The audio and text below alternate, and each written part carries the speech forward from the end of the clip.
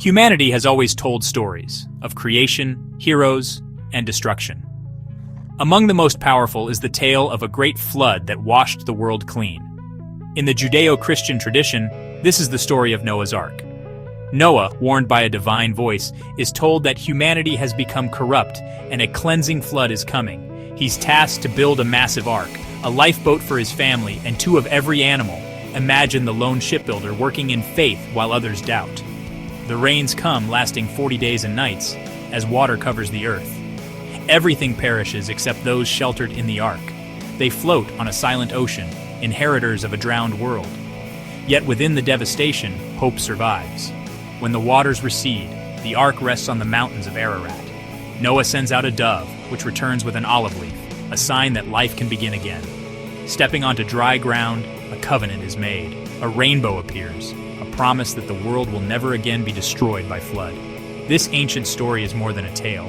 It's a warning about judgment, survival, and redemption. Across cultures, the flood myth endures, echoing a deep memory of catastrophe and hope. Why do so many civilizations remember a world washed away? Is it just a story or a memory of something real? The flood myth's power lies in its message: destruction, survival, and the chance to begin anew. It's a story that has shaped our understanding of disaster and hope for millennia. The ark, the flood, the rainbow, symbols of loss, faith, and renewal. And so, the whispers of a great deluge continue to ripple through time.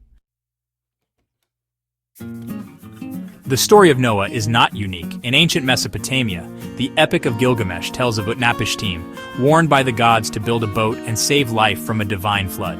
Utnapishtim's vessel endures a storm so fierce that even the gods are afraid. When the waters recede, he releases a bird to find land, just as Noah did. In India, the wise Manu is warned by a divine fish, Vishnu, to build a boat and save the seeds of life. Manu's boat, guided by the great fish, survives the flood and rests on a mountain. From Mesopotamia to India, the pattern repeats: a warning, a chosen survivor, a boat, and the rebirth of humanity. These stories, separated by continents and centuries, share striking similarities. A divine warning, a catastrophic flood, a vessel of salvation. The survivors emerge to repopulate a cleansed world. Why do these echoes persist across cultures?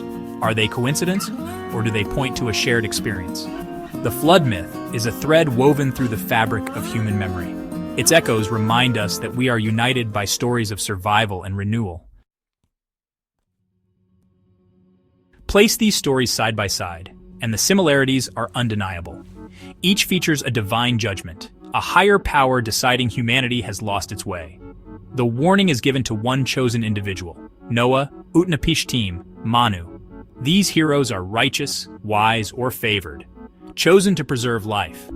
Survival comes through action, building a great boat, following detailed instructions. The ark becomes a capsule of life, carrying family, animals, and the seeds of a new world. After the flood, the boat rests on a mountaintop, the first land to emerge. The survivors step out to a cleansed earth, ready to begin again. A promise is made: never again such destruction. This narrative structure repeats across cultures, separated by time and distance. Are these just stories, or fragmented memories of a real trauma?